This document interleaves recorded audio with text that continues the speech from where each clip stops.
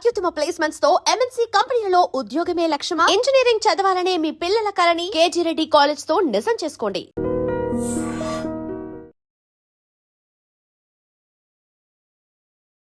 నమస్తే, నేను Kavitha. Welcome to I Dream News and నిజాలు. ఇరాన్ సుప్రీం చీఫ్ ఖమేనీని అమెరికా, ఇజ్రాయెల్ కలిసి అంతమొందించాయి. ఆ తర్వాత జరిగినటువంటి నాటకీయ పరిణామాల నేపథ్యంలో హర్ముజ్ జలసంధిని కూడా కంప్లీట్గా క్లోజ్ చేసేశారు. భారతదేశం మీద తీవ్రస్థాయిలో ప్రభావం ఉండబోతోంది అనేటువంటి మాటలు వినిపిస్తున్నాయి. బట్ ఖమేనీ మీద అంత తీవ్ర స్థాయిలో అటాక్ ఎలా చేశారు, ఎవరికి క్రెడిట్ పోతుంది, ఆ తర్వాత జరిగే పరిణామాలకి బాధ్యులు ఎవరు వహిస్తారు? మనతో పాటుగా ఉన్నారు సీనియర్ జర్నలిస్ట్ సురేష్ కొచ్చాతిల్ గారు. సార్ నమస్తే. సో ఖమేనీ గురించి గతంలో మనం మాట్లాడుకున్నాము. ఆయన తీసుకొచ్చినటువంటి ఒక ప్రోగ్రెషన్ కాస్త పోయి రిగ్రెషన్కి వచ్చిన తర్వాత చాలా వరకు అక్కడే ఒక అపోజ్ అనేది వచ్చింది. బట్ అంతకు మించి ఇజ్రాయెల్ అండ్ అమెరికాకు ఆయన ఎందుకంత తీవ్ర స్థాయిలో ఒక శత్రువుగా మారాడు? ఇది ఖొమైనీ టైం నుంచి ఉంది. అయతోలా ఖొమైనీ ఉన్నప్పటి నుంచే మనం ఇరాన్ హిస్టరీ చూసుకుంటూ వెళ్తే కవిత గారు, ఇరాన్ దగ్గర ఆయిల్ ఉంది. సో ఆ ఆయిల్ అంతా 1960s 1970sలో ఫస్ట్ ప్రాస్పెక్ట్ అంటే దాన్ని అనలైజ్ చేసి దాంట్లో పొటెన్షియల్ ఉందని చూసింది బ్రిటిష్ కంపెనీస్. అది షెల్ ఉండొచ్చు, మిగతా బ్రిటిష్ కంపెనీస్ వాళ్ళు చేశారు. కానీ దాని తర్వాత వాళ్ళు అక్కడ ఒక ప్రెసిడెంట్ ఉండే, ఐ థింక్ మెస్డేవ్, హీ వాజ్ దేర్. ఆయన చాలా డెమోక్రటిక్గా ఉండే, he was very good, very democratic. కానీ ఆయన వీళ్ళు ఎవరిని ఎక్స్ప్లాయిట్ చేయనీయలేదు. అంటే వీళ్ళు అక్కడి నుంచి తవ్వి తీసుకెళ్ళిపోతారు ఆయిల్. ఈ said we Iranians have to get a share of it అని చెప్పి మేదేవ్. సో ఆయన్ని దాని తర్వాత వీళ్ళందరూ కలిసి అమెరికా అండ్ బ్రిటన్ కలిసి బయట ఆయన ఒక కూలాగా చేసి ఆయన బయటకు తీసేశారు ఆయన అక్కడి నుంచి, which is one of the biggest blunders. ఇప్పుడు కూడా మీరు అడగొచ్చు ఎందుకు ఇంత కోపం ఇరానియన్స్ కంటే, ఇది రీజన్. ఎందుకంటే అక్కడున్న గవర్నమెంట్ చాలా stable. See end of the day ఇప్పుడు కూడా మనం 2026 మాట్లాడుతాం కవిత గారు. గల్ఫ్ స్టేట్స్లో అన్నిటికంటే ఎడ్యుకేటెడ్గా ఉన్న ఒక దేశం ఏదంటే ఇరాన్. 99% మహిళలు మినిమం పోస్ట్ గ్రాడ్యుయేషన్ లెవెల్కి వెళ్తారు. Their education system one of the best. Health care wise they are best. So ఇరాన్లో ఇంత మట్టుకున్న దేశాన్ని వీళ్ళందరూ కలిసి, అమెరికా అండ్ బ్రిటన్ కలిసి 1960s 70sలో మొత్తం ధ్వంసం చేశారు కంప్లీట్గా. అండ్ ధ్వంసం అంటే వాళ్ళు కంప్లీట్గా ఎక్స్ప్లాయిట్ చేసుకున్నారు, వాళ్ళ ఒక కాలనీ లాగా వాడుకున్నారు దాన్ని. ఆ కోపం ఉండే. దాని తర్వాతనే వాళ్ళు షా ఆఫ్ ఇరాన్ తీసుకొచ్చారు, రెజా పేల్వి. ఈ వాజ్ కంప్లీట్, ఏం చెప్తారు, రైట్ అంటే రైట్ వెళ్తారు, లెఫ్ట్ అంటే లెఫ్ట్ వెళ్తారు, అట్లాంటి మనిషి. అప్పుడప్పుడు కొంచెం ఆయన నేనే లీడర్ని చూపించడానికి చేశాడు, కానీ ఆయనకు అసలు రైట్ లేకుండే. ఏం చేయాలంటే అమెరికా పర్మిషన్ తీసుకోవాలి, లేకుంటే బ్రిటిష్ పర్మిషన్ తీసుకోవాలి. సో అక్కడున్న ప్రజలకి చాలా మటుకు కోపం వచ్చింది అప్పుడు కూడా. ఎందుకు మా మీద వీళ్ళు ఇప్పుడు కూడా, ఇప్పుడు ఆలోచించండి, భారతదేశాన్ని 47 వెళ్ళకుండా బ్రిటిష్ వాళ్ళు ఇక్కడే కూర్చుంటే 1960s 1970s దాకా మనకి ఎంత కోపం వస్తుండే. అప్పుడు మహాత్మా గాంధీ ఉండరు, ఎవరు ఉండరు ఆ టైంకి, యంగ్స్టర్స్ చాలామంది ఉంటారు, వాళ్ళకి కోపం వస్తుంది. ఇదేంటి మమ్మల్ని పరిపాలిస్తున్నారు వీళ్ళు అని చెప్పేసి. అక్కడ ఆయిల్ మొత్తం వీళ్ళు ఎక్స్ప్లాయిట్ చేసి తీసుకెళ్తున్నారు. షా ఆఫ్ ఇరాన్ కరెక్ట్, ఒక మోడర్న్ కింగ్గా ఉండే. మీరు పాత యూనివర్సిటీ ఆఫ్ తెహరాన్ పిక్చర్స్ చూస్తే అమ్మాయిలు మినీ స్కర్ట్స్ వేసుకొని తిరుగుతుండే అక్కడ ఆ టైంలో. మీరు అనుకుంటారు ఇది యూరోప్నా ఇరాన్నా అని చెప్పేసి. కానీ ఆ కోపం ఉంది చూడండి కవిత గారు, చాలా మటుకు ఇరానియన్స్ వాళ్ళ లోపల ఉంచుకున్నారు. మా మీద చేసిన అత్యాచారాలు మేము ఎప్పుడు మర్చిపోము. ఇట్లాంటి ఒక డిక్టేటర్ని తీసుకొచ్చి పెహల్వీని కూర్చోబెట్టారు ఇక్కడ. And he was very ruthless. And అదే టైంలో అయతోలా ఖొమైనీ వాళ్ళ ఇరాన్లో one of the holiest sites Qom అంటాం దాన్ని, QOM, and they are Shiites. మర్చిపోకూడదు మనం. దిస్ చాలా మటుకు డిఫరెన్స్ ఏంటంటే ఎంటైర్ గల్ఫ్లో అన్నిటికంటే పెద్ద షియా ప్రెసెన్స్ అనేది ఇరాన్. చాలా పవర్ఫుల్గా కూడా ఉంది ఇరాన్లోనే. మనం Pakistan is a Sunni nation, Saudi Arabia Sunni, మిగతా అందరు సున్నీలే ఉంటారు, చిన్న చిన్న పాకెట్స్. కానీ major Shia regime is in Iran. మన దగ్గర హైదరాబాద్లో ఉన్న పాపులేషన్ చాలా మటుకు షియా పాపులేషన్, ఎందుకంటే వీళ్ళందరూ పర్షియా నుంచి వచ్చారు అప్పుడు. సో ఇది నేను హిస్టరీ ఎందుకు ఇస్తున్నా అంటే మీరు అడగవచ్చు ఎందుకు ఇంత కోపం అనేది. ఖొమైనీ అప్పుడు ఆ టైంలో ఈ was a small cleric Qom నుంచి. ఇన్ఫ్యాక్ట్ ఖమ్నీ కూడా అక్కడి నుంచి వచ్చారు. సో ఆయన రిలీజియస్ ఎడ్యుకేషన్ తీసుకొని ఇట్లానే అక్కడ ప్రచారాలు చేస్తున్న టైంలో అక్కడున్న ప్రజలకి చాలా మటుకు లోపల నుంచి కోపం ఉండే. అండ్ షా ఆఫ్ ఇరాన్ కూడా చాలా డిక్టేటర్గా అయిపోయాడు కంప్లీట్గా. పొలిటికల్ ఒపోనెంట్స్ని వైప్అవుట్ చేయడము, ఈ మేదేవ్ అని చెప్పి వాళ్ళ ఫార్మర్ ప్రైమ్ మినిస్టర్ని తీసుకెళ్ళి జైల్లో వేసేసారు. సో ప్రజలకు అక్కడ చాలా కోపం. ఒక లీడర్ దొరకలేదు వాళ్ళకి. సడన్గా ఖొమైనీ దొరికారు వాళ్ళకి. సో షా ఏం చేశారంటే ఇమ్మీడియట్లీ ఆయన బ్యాన్ చేసేసి ఇరాక్కి పంపించేశారు. ఇరాక్లో ఉన్నారు ఆయన చాలా సంవత్సరాలు. దాని తర్వాత అక్కడి నుంచి ఫ్రాన్స్కి వెళ్ళారు. ఇరాక్ కూడా ప్రాబ్లం అయింది. ఇరాక్ ఆయన అక్కడ మొదలు పెట్టాడు మళ్ళీ ఇరానియన్ రెజీమ్ని టాపుల్ చేయాలి అది ఇది అని చెప్పి ప్రొటెస్ట్ చేయడం అంతా. సో అక్కడి నుంచి ఫ్రాన్స్కి పంపించారు. ఫ్రాన్స్ అనుకున్నారు, వీళ్ళు అనుకున్న ఫ్రాన్స్కి వెళ్తే అక్కడ ఉన్న గవర్నమెంట్ చాలా మంచి కంట్రోల్ చేసుకుంటారంటే అక్కడ కూడా ఇదే ప్రాబ్లం వచ్చింది. ఆయన ఉండే చోట అక్కడ ఫ్రాన్స్లో became a small Iran by it self. అంతమంది లక్షలాది మంది ఆయన కలవడానికి వస్తుండే అక్కడ. దాని తర్వాతనే షా ఆఫ్ ఇరాన్ వ్యతిరేకంగా ప్రొటెస్ట్ మొదలైంది. ఒకటి ఆయన చేస్తున్న తప్పులు, చాలా మటుకు చాలా ఒపోనెంట్స్ని జైలు వేయడము, టార్చర్ చేయడము, కంప్లీట్ ఒక డిక్టేటర్ అయిపోయాడు. ఆయనకి క్యాన్సర్ కూడా ఉండే టైంలో అండ్ ఫ్రీక్వెంట్లీ ట్రీట్మెంట్కి వెళ్తుండే ఈజిప్ట్కి కానీ సౌదీ అరేబియాకి కానీ. ఆ టైంలోనే మళ్ళీ ఖొమేనీ తిరిగి వచ్చారు. అక్కడ స్ట్రీట్ ప్రొటెస్ట్ మొదలైంది, చాలా పెద్ద street protest. I'm talking of 70s నా. అండ్ షా ఆఫ్ ఇరాన్ రాత్రికి పారిపోయాడు అక్కడి నుంచి. And Khomeini took over as a leader. Khomeini చాలా సంవత్సరాలు పరిపాలించారు. దాని తర్వాత ఖమెనీ వర్సెస్ ఆబ్వియస్లీ ఇప్పుడు చనిపోయిన ఆయన వర్సెస్ లీడర్. ఈయన కూడా చాలా సంవత్సరాలు 40 సంవత్సరాలు ఆల్మోస్ట్ ఈ was ruling Iran with very very strict, almost ఒక డిక్టేటర్ అని చెప్పచ్చు. కానీ డిఫరెన్స్ ఏంటంటే షా ఆఫ్ ఇరాన్ టైంలో ఇరాన్ వాజ్ వెరీ మోడర్న్. ఈల పరిపాలన ఖొమేనీ అండ్ ఖమెనీ టైంలో కంప్లీట్గా ఒక షరియా లెడ్ స్టేట్, ఇస్లామిక్ రిపబ్లిక్గా మారిపోయారు. మహిళల కోసం, మహిళలకు అక్కడ ఆఫ్ఘనిస్తాన్ లాగా కాదు, చదువుకోవచ్చు చాలా మటుకు, హాస్పిటల్స్లో కూడా ఉంటారు డాక్టర్లు. కానీ టిపికల్ బుర్కా వేసుకోవాలి, బుర్కా వేయకుండా బయటకు దిగకూడదు, హిజాబ్ కంపల్సరీ చిన్నపిల్లలకి, అట్లా చాలా మటుకు రూల్స్ ఉన్నాయన్నమాట. ఇప్పుడు ఏం జరుగుతుంది, హిస్టరీ మళ్ళీ మారిపోతుంది అని మీరు అడగవచ్చు. ఎస్, మళ్ళీ యుఎస్ దిగారు. ఎందుకంటే యుఎస్కి వెనిజువేలా లాగా ఇరాన్లో ఆయిల్ ఉంది. Iran is the world's second largest gas producer, third largest oil deposits. ఇప్పుడు మీరు వెనిజువేలా గురించి మనం మాట్లాడుతూ వరల్డ్స్ లార్జెస్ట్ గ్యాస్ డిపాజిట్స్ ఉన్నది వెనిజువేలా దగ్గర. సెకండ్ సౌదీ అరేబియా, మూడోది ఇరాన్. ఇప్పుడు చూడండి, ఏ దేశమైనా గల్ఫ్ స్టేట్స్లో వాళ్ళ దగ్గర ఒక పెద్ద యుఎస్ బేస్ ఉంటుంది. అది ఖతార్ తీసుకోవచ్చు, మీరు బహ్రెయిన్ తీసుకోవచ్చు. బహ్రెయిన్లో మనామాలో they have a naval base, మొన్న అదే బాంబ్ చేశారు వాళ్ళు. సౌదీ అరేబియాలో ఉంది, యూఏఈలో ఉంది. ప్రతి దేశం గల్ఫ్లో ఒక ఎయిర్ బేస్ ఉంటుంది వాళ్ళకి, ఈవెన్ ఒమాన్ అసెట్. సో అదెందుకు పెట్టుకుంటారు ఎయిర్ బేస్? ఎందుకు ఎయిర్ బేస్ అంటే ఆపరేషనల్ బేస్, సెంట్కామ్ అంటారు వాళ్ళు, సెంట్రల్ కమాండ్ అనమాట. ఇది సెంట్రల్ కమాండ్ కింద వస్తుంది ఇది మొత్తం. ఈ సెంట్కామ్ అనేది చాలా పవర్ఫుల్ యుఎస్ ఆర్మీలో. పెసిఫిక్ కమాండ్ కింద లేదు, అథారిటీ ఏం లేదు. జాయింట్ చీఫ్ ఆఫ్ స్టాఫ్ తర్వాత వాళ్ళది అన్నిటికంటే senior most of arm forces officer is in the CENTCOM. Middle East, Africa మొత్తం సెంట్కామ్ చూసుకుంటుంది, ఇండియన్ ఓషన్ వైపు కూడా. ఇప్పుడు లీడ్ చేస్తుంది admiral, I think it's naval admiral who's leading the CENTCOM.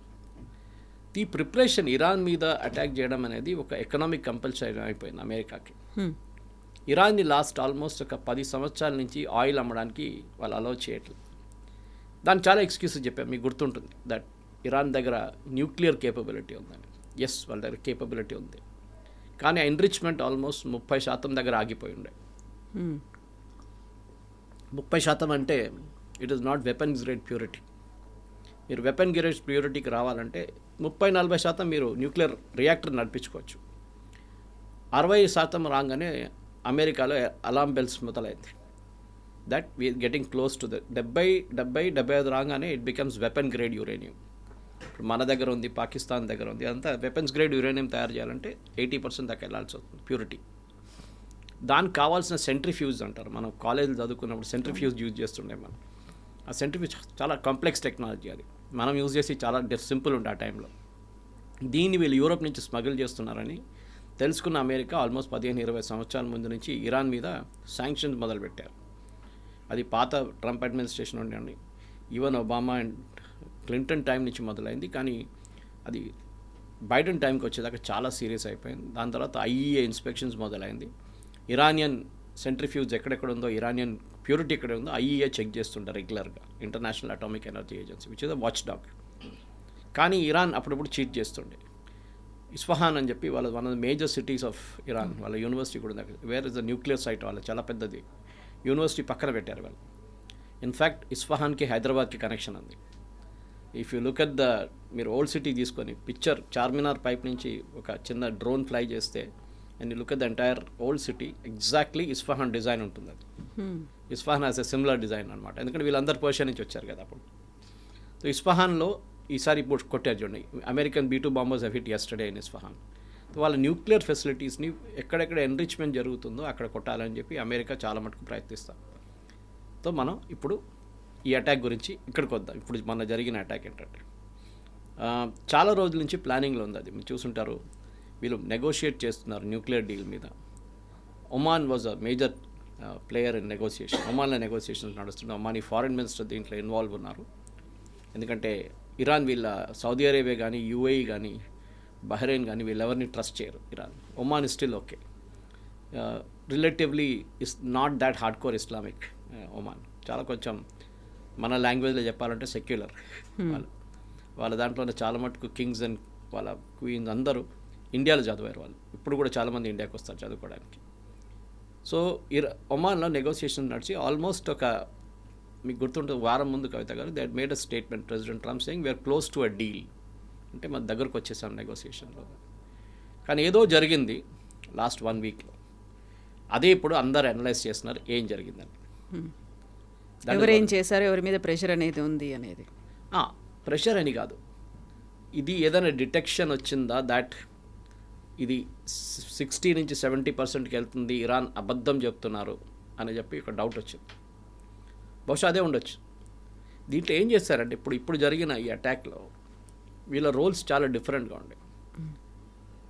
US ఏం చెప్పారంటే, మేము మా ship based carriers Abraham Lincoln and Gerald Ford, which was huge ships, Abraham Lincoln especially, చాలా పెద్ద షిప్స్, ఆల్మోస్ట్ లైక్ 5,000 మంది సోల్జర్స్ ఉంటారు, airmen ఉంటారు, అందరు ఉంటారు దాంట్లో. అటాక్ చేయడానికి చాలా మంచి aircraft carriers INS US navy Abraham Lincoln. దాన్ని ఆల్మోస్ట్ ఒక 15-20 రోజుల నుంచి it was roaming around near Iran only. దాంతోపాటు సపోర్ట్ షిప్స్, సబ్మెరీన్స్ అన్నీ ఉన్నాయి అక్కడ. సో అమెరికా ఏం చెప్పారంటే ఇజ్రాయెల్ దగ్గర, ఇప్పుడు అనలైసిస్ అమెరికన్ ఆర్మీ అనలిస్ట్ కూడా అనలైజ్ చెప్తున్నారు ఏంటంటే, we will not go after Iranian leadership, మేము ఇరానియన్ లీడర్షిప్ ఎంటపడం, మీరు చూసుకోండి అది. మేము వాళ్ళ మిసైల్ సైట్స్, వాళ్ళ న్యూక్లియర్ సైట్స్, దీన్ని మేము కొట్టేస్తాం, ప్రాబ్లం లేదు. కానీ ఇరానియన్ లీడర్షిప్ని మేము ముట్టాం, ఎందుకంటే ఒక సెన్సిటివ్ ఇష్యూ అది. సౌదీ అరేబియా చెప్పాను చూడండి, UAE, బహ్రెయిన్, ఒమాన్లో కూడా, and even other Gulf states కూడా వీళ్ళు చాలా సెన్సిటివ్ ఇరానియన్ ఇష్యూలో. ఎందుకంటే వాళ్ళ దగ్గర చాలా ఒక షియా పాపులేషన్ వాళ్ళ దగ్గర కూడా ఉన్నారు. నిన్న పాకిస్తాన్లో చూసారు మీరు, అక్కడ కూడా దాడి జరిగింది US కన్సులేట్ మీద. వాళ్ళ US మెరీన్స్ ఫైర్ చేస్తే ఆల్మోస్ట్ 20 మంది చనిపోయారు దాంట్లో. వీళ్ళ పెద్ద పాపులేషన్. సో వాళ్ళకి టెన్షన్ ఏంటంటే, మా దగ్గర రిలేటివ్గా పీస్ఫుల్ ఉన్న దేశంలో మళ్ళీ గొడవ మొదలవుతుంది. So we don't want to take risk. So అమెరికాకి ఏం చెప్పారంటే, మీరు మా బేస్ వాడుకోకూడదు, మీ దగ్గర Gerald Ford and you have Abraham Lincoln, మీరు అది వాడుకోండి ships. This okay, no problem. And B-2 bombers bomb చేయాలంటే అది US నుంచి రావాల్సి వస్తుంది. They cannot take off from ఆర్ డియో గార్షియా నుంచి టేక్ ఆఫ్ చేయాలి. ఈసారి నిన్న B-2 bombs came from US bombers, అక్కడి నుంచి వచ్చారు. అది ఇప్పుడు జరిగిన ఈ బాంబింగ్లో డిసిషన్ ఏం తీసుకున్నారంటే, ఇజ్రాయెల్ లీడర్షిప్ వెంట పడతారు. సో వాళ్ళ దగ్గర ప్రిసైజ్గా దీంట్లో CIA ఇంటెలిజెన్స్ కూడా ఉందని చెప్తున్నారు. ఇప్పుడు మొసాడ్ ఒకటి కాదు, ఇరానియన్ లీడర్షిప్ ఎక్కడ ఉంటుందో, ఏ రోజు ఎక్కడ కొట్టాలని, అది మనం దీనికన్నా ముందు కూడా చూసాం చాలా మటుకు. అది US కాసిం సులైమానీని చంపినప్పుడు కానీ, వీళ్ళు ఇస్మాయిల్ హనియాని చంపినప్పుడు కానీ మనం చూసాం. ప్రిసైజ్ నస్రుల్లాని లెబనాన్ని చంపిన ప్రిసైజ్ ఇన్ఫర్మేషన్ ఉండే వీళ్ళు ఎక్కడ ఉంటారు, ఏ రూమ్లో ఉంటారు. అందులో కూడా AI టెక్నాలజీని కూడా యూస్ చేసుకున్నారు అని చాలా మటుకు. AI చెప్పుకోవచ్చు కానీ కవిత గారు, ఐ థింక్ హ్యూమన్ ఇంటెలిజెన్స్ అనేది చాలా ఒక, మన దగ్గర నెక్సలైట్స్ని మనం కొట్టాం చూడండి ఇప్పుడు, హ్యూమన్ ఇంటెలిజెన్స్ చాలా పనికొస్తుంది. అంత డబ్బులు విపరీతంగా పంచిపెడితే ఎవడైనా మాట్లాడతాడు. 99% of the people will be ready to be bought over. వీళ్ళు ఇరానియన్ రెజీమ్లో అంత పెనెట్రేట్ చేశారని తెలిసిపోతుంది. I was listening to an former American chief of staff, ఒక ఆయన సెంట్రల్ కమాండ్ చీఫ్ మాట్లాడుతూ, రిటైర్ అయిన ఆయన మాట్లాడుతూ CNN లో అన్నారు ఇప్పుడు, ఫరీద్ జకారియాతో మాట్లాడుతూ, దట్ ఒకసారి ఒక ఇజ్రాయలీ చీఫ్ ఆఫ్ స్టాఫ్ వచ్చారంట వాళ్ళ దగ్గరికి. ఈ టాకింగ్ వెన్ యూఆర్ సర్వింగ్ సెంట్కామ్లో వచ్చి, ఆయన ఒక బుక్ చేతిలో ఉండేట. ఆయన I can want meet you for 10 minutes అని పెంటగన్లో వచ్చి మీట్ అయ్యారంట. నా బుక్ ఓపెన్ చేసి చూపించారంట. దాంట్లో ఇరానియన్ న్యూక్లియర్ ఫెసిలిటీస్ది హై క్వాలిటీ ఫోటోగ్రాఫ్స్. ఓకే, అది అలౌ చేయరు, అసలు వాళ్ళ ఫోటో తీసుకోరు. ఎవరు తీశారు మీకు గుర్తుంటుంది? దానికన్నా ఒక 2 సంవత్సరాల ముందు ఇరాన్ ఈ న్యూక్లియర్ రియాక్టర్ ఎట్లా ఆపరేట్ చేయాలని చెప్పి వాళ్ళ దగ్గర కంప్లీట్ కోడ్ ఉంటుంది ఒకటి. చాలా కాంప్లెక్స్ కోడ్స్ అది. ఆ టైంలో సీడీలు ఉండే, సీడీలు రాసి పెట్టారు. ఆల్మోస్ట్ 250 సీడీలు. They had a facility in Tehran. అక్కడి నుంచి కావాలన్నప్పుడు ఆ సీడీలు తీసుకెళ్తారు ఆపరేట్ చేయడానికి. ఇరాన్ అంత సీక్రెట్గా ఉంచుకున్నంత హై సెక్యూరిటీ దాని నుంచి ఒకరోజు ఇజ్రాయెల్ మొసాడ్ మొత్తం మాయం చేసేసారు దాన్ని. After 12 hours it was in Tel Aviv. 200 పెద్దగా డబ్బాలాగా తీసుకెళ్ళిపోయారు ఇక్కడి నుంచి. ఇరాన్ వాళ్ళ న్యూక్లియర్ రియాక్టర్స్ ఆపరేట్ చేయలేకపోయారు. దాని తర్వాత చాలా సంవత్సరాల తర్వాతనే మళ్ళీ వాళ్ళు ఏదో కాపీ చేసి ఎక్కడి నుంచి తీసుకొచ్చారు, కానీ దెన్ నెవర్ వెంట్ బ్యాక్. ఈసారి ఏం చేశారంటే లాంచ్ ఆపరేషన్ మొదలయ్యేటప్పటికి జెరాల్డ్ ఫోర్డ్ నుంచి అండ్ అబ్రహాం లింకన్ నుంచి సైబర్ వార్ఫేర్ మొదలుపెట్టారు యుఎస్ ఇజ్రాయెల్ని హెల్ప్ చేయడానికి. వీళ్ళకి తెలిసిపోయింది అంటే తెహరాన్లో at a particular time presidential compound బిల్డింగ్లో అని ఇక్కడ చాలా పెద్ద తప్పు చేశారు ఇరానియన్ లీడర్షిప్. మీ మీద ఇంత ఫోకస్ ఉన్నప్పుడు, మిమ్మల్ని చంపుతారని తెలిసినప్పుడు కూడా మీరు ఇట్లాంటి ఒక సెక్యూర్ బేస్కి వెళ్లకుండా మీ ప్రెసిడెన్షియల్ ప్యాలెస్లోనే మీరు మీటింగ్ పెట్టారు. అందులో కూడా వాళ్ళు ఎక్స్పెక్ట్ చేయలేదేమో డే టైంలో ఇంత వెలుతురు మధ్యలో జరుగుతుంది అనేది. ఎగ్జాక్ట్లీ. సో డే టైంలో అటాక్ జరుగుతుందని వాళ్ళు ఊహించలేదు. అది కూడా ఒక పెద్ద బ్లండర్. ఎందుకంటే యూజువలీ ఇట్లాంటి అటాక్స్ అన్ని రాత్రిపూట జరుగుతుంది, మీకు తెలిసింది. బిన్ లాడెన్ మీద అయినా ఏదైనా కానీ, ఎందుకంటే shooting in night time is చాలా డిఫికల్ట్. అది చాలా పెద్ద ప్రాబ్లం అనమాట. సో ఏం చేయబోతున్నారని చాలా పెద్ద డౌట్ ఉండే వీళ్ళకి. సో అమెరికా ఏం చేశారంటే, I think they provided real time intelligence. Mossad కూడా ఎవరో లోపల ఉన్నారు వీళ్ళ మనుషులు, ఎగ్జాక్ట్ టైంకి దే ఆర్ హియర్ అని చెప్పంగానే దానికన్నా వాళ్ళ మీటింగ్ జరుగుతుంది ఇవాళ ఈ ప్లేస్లో జరుగుతుంది. టాప్ 40 కమాండర్స్, 40 కాదు 100 మంది వచ్చారంట కమాండర్స్. అది ఇరానియన్ ఆర్మీ ఉండొచ్చు, ఇరానియన్ నేషనల్ గార్డ్ ఉండొచ్చు, వాళ్ళది రెవల్యూషనరీ గార్డ్ కమాండర్స్ ఉండొచ్చు. వీళ్ళందరూ వచ్చారంట, ఎయిర్ ఫోర్స్, నేవీ, మొత్తం వాళ్ళ డిఫెన్స్ మినిస్టర్. ఒక్కటే షాట్లో వాళ్ళు వీళ్ళందరినీ ఫినిష్ చేసేసారు. అండ్ ఖమేనీ ఫ్యామిలీ మెంబర్స్ కూడా. ఖమేనీ ఫ్యామిలీ మెంబర్స్ కూడా. ఆలోచించండి, ఇంత పెద్ద ఒక సెక్యూరిటీ ల్యాబ్స్ అని చెప్పలేము, కానీ సెక్యూరిటీ సక్సెస్ ఇజ్రాయెల్ వైపు నుంచి జరిగింది, ఇరాన్ వైపు నుంచి ల్యాబ్స్ జరిగింది. సో హ్యూమన్ ఇంటెలిజెన్స్లో మొస్సాడ్ని బీట్ చేయలేము. సో యూఎస్ ఏం చేశారంటే దానికన్నా ఒక 1 hour ముందు, హాఫ్ అన్ అవర్ ముందు వీళ్ళు సైబర్ వార్ఫేర్ మొదలుపెట్టారు. ఇక్కడ నేను చెప్తున్నాను, వార్ఫేర్ అనేది మారిపోయింది చాలా మటు కవిత గారు. పాత వార్ఫేర్ కాదు ఇప్పుడు. The warfare is totally changed. ఇప్పుడున్న కొత్త వార్ఫేర్లో సైబర్ వార్ఫేర్ మన ఆపరేషన్ సింధూర్లో కూడా చాలా మటుకు యూస్ చేసాం. ఇరాన్ దగ్గర ఉన్న సిస్టమ్స్ అంతా Russian systems. In fact 11 day war జరిగింది చూడండి, ఒక 6 నెలల ముందు. అప్పుడు వాళ్ళు రష్యా నుంచి కొనుక్కున్న S-300ని మొత్తం ధ్వంసం చేశారు ఇజ్రాయెల్. మన దగ్గర S-400 ఉంది. సో అంత professional army and air force ఉన్న ఇజ్రాయెల్ డెఫినెట్గా కంప్లీట్గా వీళ్ళ ఇరాన్ లీడర్షిప్ని కొట్టొచ్చని వాళ్ళకి తెలుసు. కానీ దానికన్నా ముందు అక్కడ ఉన్న ఎయిర్ డిఫెన్స్ సిస్టమ్స్ని డిసేబుల్ చేయాల్సి వస్తుంది. అది యూఎస్ చేశారు ఆ పని అంతా. వీళ్ళ పని బాంబింగ్ చేయడం అంతే. సో ఏమనంటే యూఎస్ అంటారు మేమేం చేయలేదు, ఎవడో వచ్చి కొట్టాడు వాళ్ళని మేమేం చేయాలంటారు. జరిగింది అది. కానీ చూడండి, ఆ న్యూస్ చనిపోయారని చెప్పి ఆ న్యూస్ కంపెనీ న్యూస్ వచ్చినప్పుడు ఫస్ట్ నెటన్యాహు చెప్పిన నిమిషాల్లోనే Trump also made the announcement. So definitely వాళ్ళు ఇన్ ట్యాండమ్ వాళ్ళు పనిచేస్తున్నది, దాంట్లో డౌట్ లేదు. కానీ ఇట్లాంటి డే టైమ్ అటాక్ మీరు చెప్పినట్టు చాలా చాలా రేర్ జరగడం. అది ఎట్లా జరిగిందో ఎవరికి తెలియదు. పాసిబ్లీ ఇజ్రాయెల్కి చాలా మటుకు కాన్ఫిడెన్స్ ఉండే దట్ వీళ్ళు ఓవర్ కాన్ఫిడెంట్గా ఉన్నారు ఇరానియన్ లీడర్షిప్. రాత్రిపూటే వీళ్ళు అటాక్ చేస్తారు, రాత్రిపూట మనం మీట్ కాకూడదు, morning time we can meet అని. అదే జరిగిన పెద్ద తప్పు. కానీ ఇది నెక్స్ట్ స్టెప్ ఏంటనేది దాని తర్వాత మనం చూసాం. వీళ్ళు దివాళీ పటాకాలు కాల్చినట్టు ఎక్కడ కావాలంటే అక్కడ కాల్చుకున్నారు. ఏ డైరెక్షన్ చూస్తే అక్కడ కొట్టారు వీళ్ళు. యుఎస్ బేసెస్ కొట్టారంటే మనామాలో ఉన్న, బహ్రెయిన్లో ఉన్న యుఎస్ నేవల్ బేస్ని కొట్టారు వాళ్ళు. ఖతార్లో ఉన్న దీనికన్నా ముందు కూడా ఒకసారి బాంబ్ చేశారు, కానీ ఈసారి అటాక్ వాజ్ డెలిబరేట్ ఖతార్. కానీ Dubai was the most surprising thing. నాకు అదే అర్థం కావట్లేదు, దుబాయ్ ఎట్లా వచ్చింది దీంట్లో అని. ఎందుకంటే దుబాయ్లో మీకు కొట్టాల్సిన టార్గెట్ ఏది? వాళ్ళ దగ్గర ఆయిల్ ఫీల్డ్స్ లేవు, డిఫెన్స్ చాలా ఎక్కడో ఉంది, అది not even Abu Dhabi or Dubai.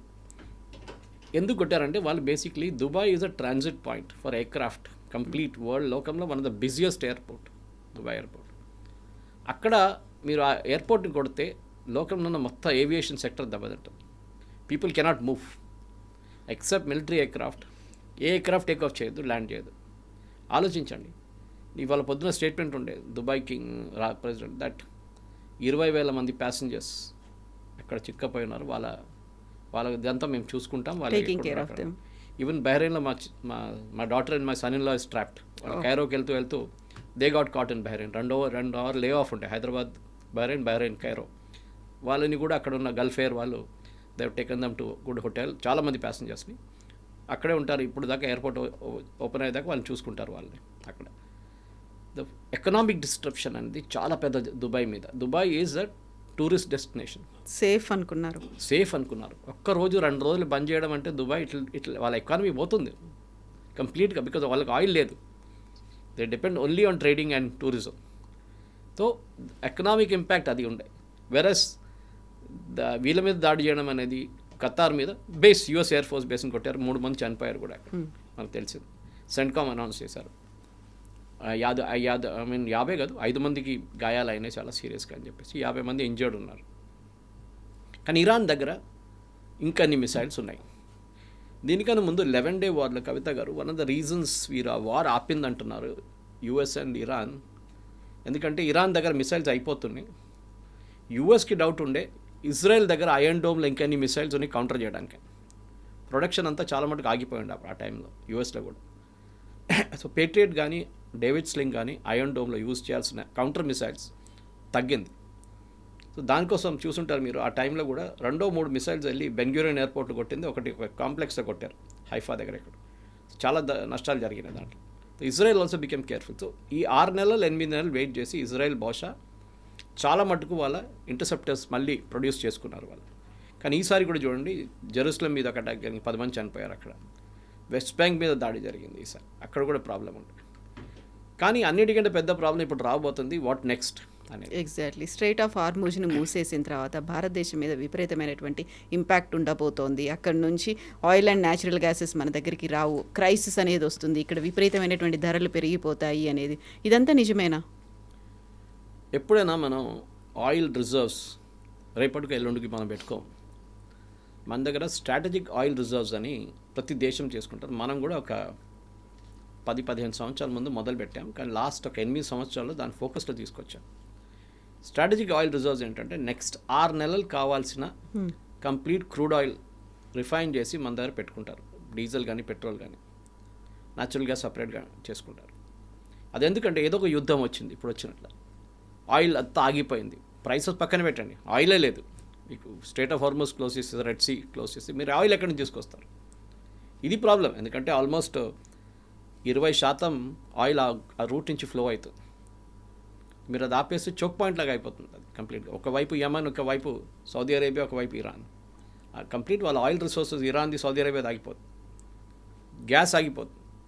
అట్లాంటి పరిస్థితుల్లో మనం ఏం చేస్తామంటే మన దగ్గర స్ట్రాటజిక్ ఆయిల్ రిజర్వ్స్ ఉన్నాయి. మీరు ఎగ్జాంపుల్ చెప్పాలంటే మీకు మన ఇంట్లో సంప్ ఉంటుంది, నీళ్ళ సంప్.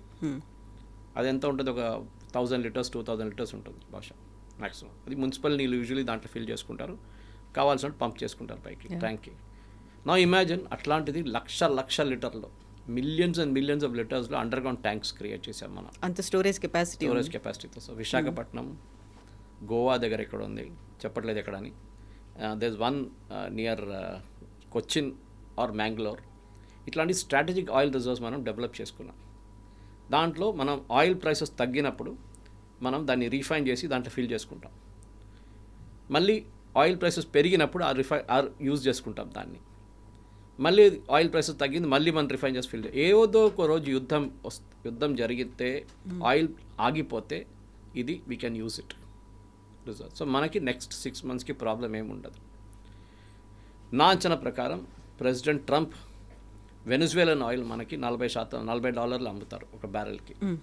ఆర్ నేను నిన్న ట్వీట్ చేశాను, ప్రెసిడెంట్ ట్రంప్ ఒక కొత్త థ్రెట్ తీసుకొస్తారు మనకి. We will impose 25% tariff if you don't by Russian oil. మీరు రష్యన్ ఆయిల్ కొనుక్కోకపోతే మేము 50% మీ మీద పెట్టేస్తాం, 20% పెట్టేస్తాం. కొనుక్కోండి రష్యన్ ఆయిల్ ఇమీడియట్లీ, ఎందుకంటే వరల్డ్ ఆయిల్ ప్రైసెస్ తగ్గించాలి. బికాజ్ రష్యా దగ్గరే ఉంది ఆయిల్ చీప్గా. ఇప్పుడు వెనిజువేలన్ ఆయిల్ విస్కాసిటీ కొంచెం ఎక్కువ ఉంటుంది, మీకు ఎక్స్ప్లెయిన్ చేశాను దీనికన్నా. గల్ఫ్ నుంచి ఆయిల్ ఫ్లో కావట్లేదు. నెక్స్ట్ 1 month ఆయిల్ లేదనుకోండి, రష్యన్ ఆయిల్ మార్కెట్లో రావాల్సిందే. ఎవరు తీసుకురాస్తారు? China or India. చైనా వాళ్ళ ఇంటర్నల్ కన్జంప్షన్ వాడుకుంటారు, మనం ఒక 20% మన ఇంటర్నల్ కన్జంప్షన్ వాడుకుని మిగతా 80% రిఫైన్ చేసి అమ్మేసుకుంటాం లోకంకి. సో బహుశా యూఎస్ విల్ కన్ను మూసుకుంటారు కొన్ని రోజులు, మీరు కొనుక్కోండి, మేము చూడట్లేదు, మాకు తెలియదు, మీరు చూడలేదు, మేము కొనలేదు, మాకేం తెలియదు దాని గురించి. బట్ ఇంటర్నేషనల్ ఆయిల్ ప్రైస్ తగ్గుతుంది అప్పుడు. ఇది టెంపరీ. ఇవాళ స్టాక్ మార్కెట్ కూడా పడిపోయింది. As we speak I think 2,000 points అంత పడ్డది. ఎక్స్పెక్టెడ్. నికాయ్ పడ్డది. అన్ని stock markets are down. That's not a surprising thing. ఏ యుద్ధం జరిగితే ఇదే కామన్ రిజల్ట్ ఉంటుంది. కానీ ఒక లాంగ్ టర్మ్ గేమ్ ప్లాన్గా కవిత గారు మీరు అడిగిన దాంట్లో ఎస్, ఆయిల్ ప్రైసెస్కి ఇప్పుడు 70 నుంచి 80 ఉన్నాయి. రాత్రికి దాకా అది చాలా హై వెళ్ళింది, మళ్ళీ కింద వచ్చింది, కొంచెం దిగొచ్చింది ఇప్పుడు. ఎందుకంటే ఇఫ్ క్రూడ్ ఆయిల్ ఒక 10% పెరిగితే మన oil bill, import oil bill ఒక $14 బిలియన్ ఇంక్రీజ్ అవుతుంది, విచ్ వీ కెన్ మేనేజ్.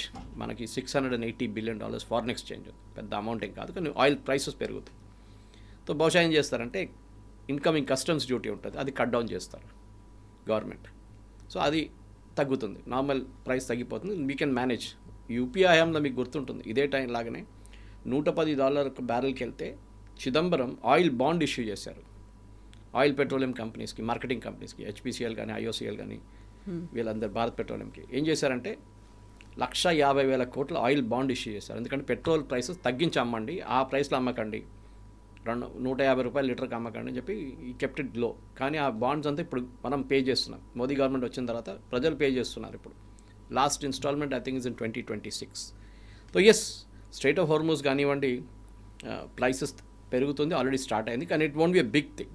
ఎందుకంటే ఇరాన్ని కంప్లీట్లీ బ్లాక్అవుట్ చేశారు. మీకు గుర్తుంటుంది వరల్డ్ ఆయిల్ మార్కెట్లో మనం, చైనా వీళ్ళిద్దరూ ఉండే కొన్నట్టు.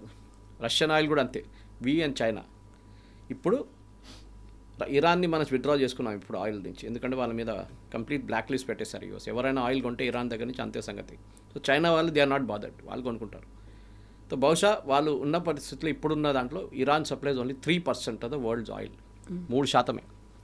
రేపు రెజీమ్ చేంజ్ జరిగింది అనుకోండి, ఏమవుతుంది? కొత్త రెజీమ్ వస్తే వీళ్ళు ఇంటర్నేషనల్ మార్కెట్లో ఆయిల్ డంప్ చేస్తారు. వెనిజువేలా లాగా టారిఫ్ పడిపోతుంది, $40 వచ్చేస్తుంది, రష్యా బ్యాంక్రప్ట్ అయిపోతారు.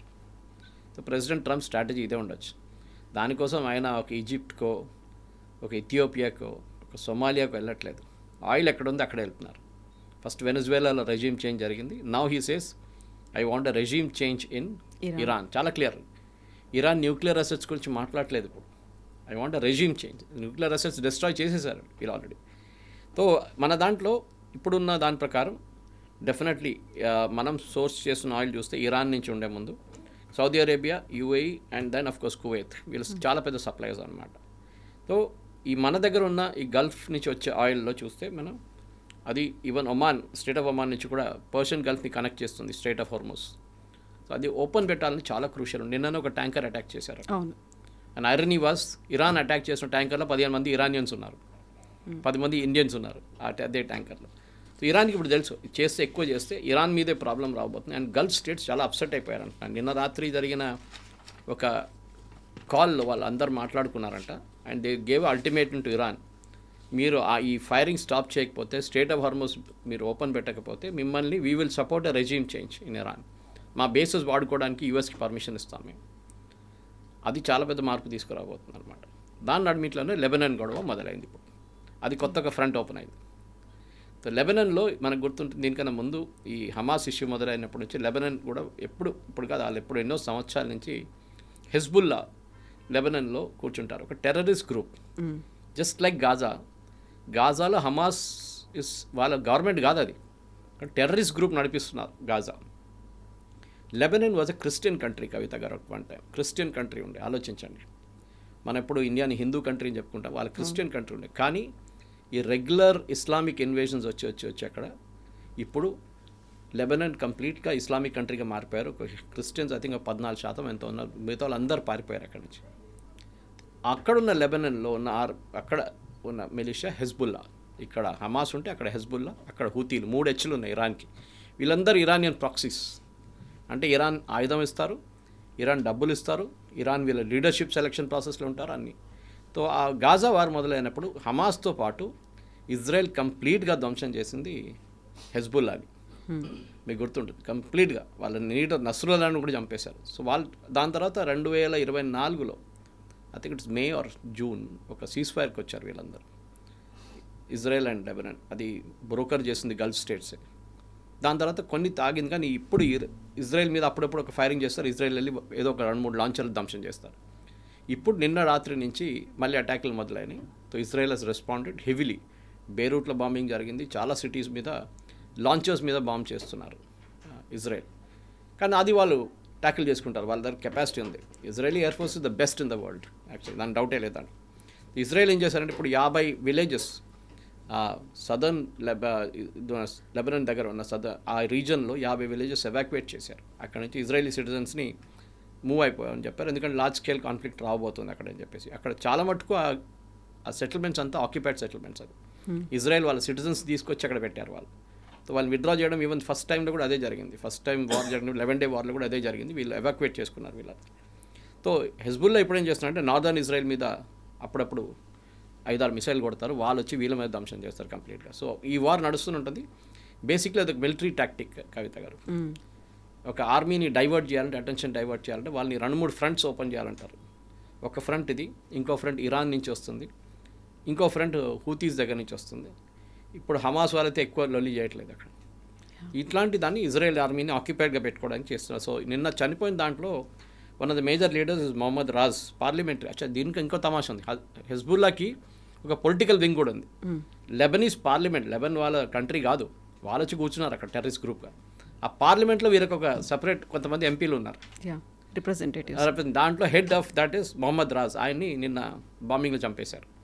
సో ఆ లీడర్షిప్ కూడా వైపౌట్ అయిపోయింది అక్కడ. ఇంకా ఎక్కువ రోజులు వాళ్ళు కూడా ఉంటారన్నమాట. ఇప్పుడు కూడా యాజ్ వీ స్పీక్ ఇవాళ నేను వస్తూ చూశాను, విన్నాను, సబర్బ్స్లో కూడా కొట్టారు. లెబనీస్ క్యాపిటల్ బేరూట్ సబర్బ్స్లో కూడా బాంబింగ్ జరుగుతుందని న్యూస్ వచ్చింది. ఎన్ని రోజులు ఉంటుందో ఈ అటాక్లన్నీ, ఎన్ని రోజులు ఇరాన్ బంద్ చేస్తే, ఇరాన్ది స్టాక్ పైల్ బహుశా ఇంకా 3-4 రోజులే ఉంటుంది. దాని తర్వాత వాళ్ళ దగ్గర మిసైల్ కెపాసిటీ లేదు, ఎందుకంటే ప్రొడక్షన్ కెపాసిటీని యూఎస్ కొట్టారు నిన్న. దానికన్నా ఒక రోజు ముందు వీళ్ళ కంప్లీట్ బ్యాలిస్టిక్ మిసైల్స్ని మొన్న సాయంత్రం కూడా కలిసి B-2 బాంబర్స్ ఆపరేట్ చేశారు యూఎస్. సో వీళ్ళ దగ్గర ఇంకా ఉండవు.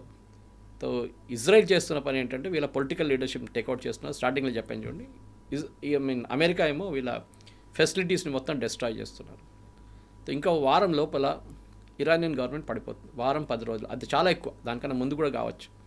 కానీ ప్రాబ్లం ఏంటంటే నేను చెప్పాను చూడండి ముందు కూడా, వీళ్ళకి హూ విల్ టేక్ ఓవర్ అనేది పెద్ద క్వశ్చన్ వస్తుంది. వెనిజువేలా లాగానే వాళ్ళ దాంట్లోనే ఒక మనిషి ముందుకొచ్చి ఐఎమ్ టేకింగ్ ఓవర్, మనం ఇప్పటి నుంచి ఇజ్రాయెల్ని మేము దాడి చేయము, మేము ఎవరి మీద దాడి చేయము, we want to be a new Iran అని వస్తే అక్కడున్న హెజ్బుల్లాలు, అక్కడున్న టెర్రరిస్ట్ గ్రూప్స్ కానీ అక్కడ మిగతా ఉన్న ఈ ముల్లాలన్నీ రష్యాలో తీసుకెళ్ళి ఎక్కడ పడేస్తారు. Then Iran will become like another Venezuela. కాకపోతే ట్రంప్ అన్నాడుగా ఐ విల్ డిసైడ్ అనే మాట చెప్తున్నాడు. డెఫినెట్గా ఆయిల్ ఉంది కదా, ఎక్కడెక్కడ ఆయిల్ ఉందో అక్కడ ట్రంప్ ఉంటాడు. అది ఆయన స్ట్రాటజీ అన్నమాట. సో డెఫినెట్గా ఇంకొక 4-5 రోజుల్లో కవిత గారు ఇరాన్లో ఒక డెసిషన్ రాబోతుంది. కానీ ఇంటర్నల్లీ వాళ్ళ వైపు నుంచి రావడమే బెటర్. వాళ్ళ దాంట్లోనే ఒక మోడరేట్ ఫేస్ ముందుకొచ్చి, సిరియాలో చూసాం Al-Qaeda terrorist became a president, ఇక్కడ కూడా అట్లనే ఎవరైనా వస్తే యూఎస్ కానీ మిగతా నేటో ఫోర్సెస్ కానీ ఈవెన్ ఇజ్రాయెల్ అంగీకరిస్తారు.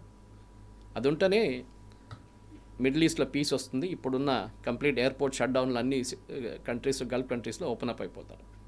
Yes sir, thank you so much. Thank you very much. Thank you. నిజంగా ప్రస్తుతం ఉన్నటువంటి సమాజం దేనికి ప్రయారిటీ ఇస్తుంది? ఆర్థిక సంబంధాల చుట్టూ మాత్రమే తిరుగుతోంది. మళ్ళీ ఎన్నికలంగానే చాలా విరక్తి కలుగుతున్నాం. మంచి అనిపిస్తుంది కదా, లేడీస్ కూడా ఛాలెంజింగ్ జాబ్స్ చేసినప్పుడు చాలా బాగుంటుంది.